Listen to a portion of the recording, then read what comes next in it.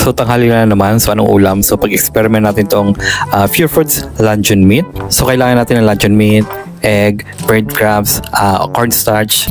Open na natin tong Pure Foods luncheon meat. So yung spam sa itong luncheon meat, magkalasa lang naman to. Saka mas mura tong Pure Foods ng kaunting barya. So yan, tinanggalan natin siya sa lata.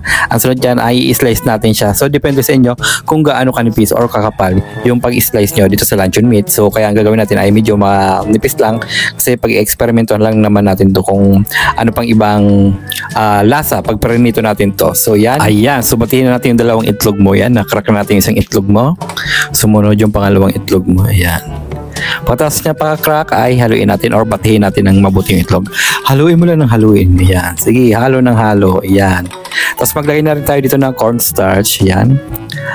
Depende sa inyo kung gaano kadaming cornstarch kasi dyan lang naman natin isasawsaw yung meatloaf. Tapos lagyan na natin siya ng 7 spices saka haluin natin siya ng haluin. Ayan. Tapos sa isang pinggan maglagay din tayo dito ng breadcrumbs. Ayan. Yan yung panghuling natin. Isasawsaw yung luncheon meat dyan. Ayan. So yung luncheon meat natin, so lagyan din natin siya ng 7 spices. Tapos lalagyan din natin siya ng cornstarch para may kaunting lutong. Yan. Pagkatapos nyan ay haluin mo lang ng haluin. Sige. Halo ng halo. Yan.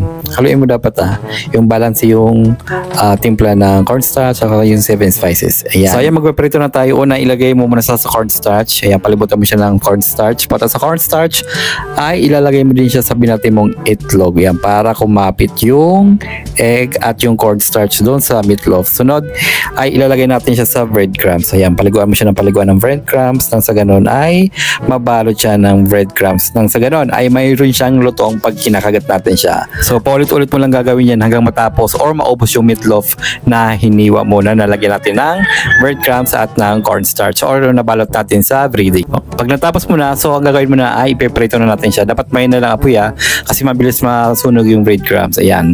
Tamang-tama lang dapat yung apoy natin. Ayan. So hintayin nyo na lang mag golden brown. Pag golden brown na siya, pwede na nyo na siyang hanguin at pwede nyo na lantakan at iulam. Ayan, tinan nyo naman, ang sarap niyan, di ba?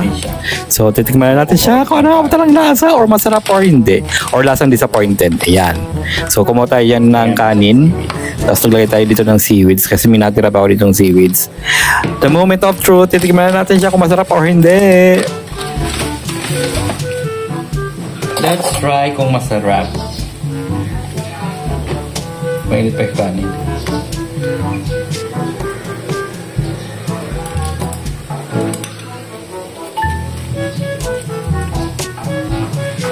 Ang lutong mo.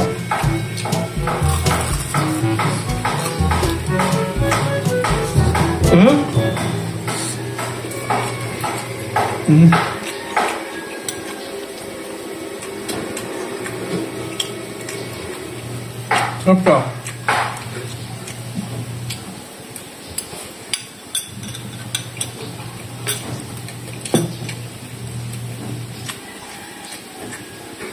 Ano?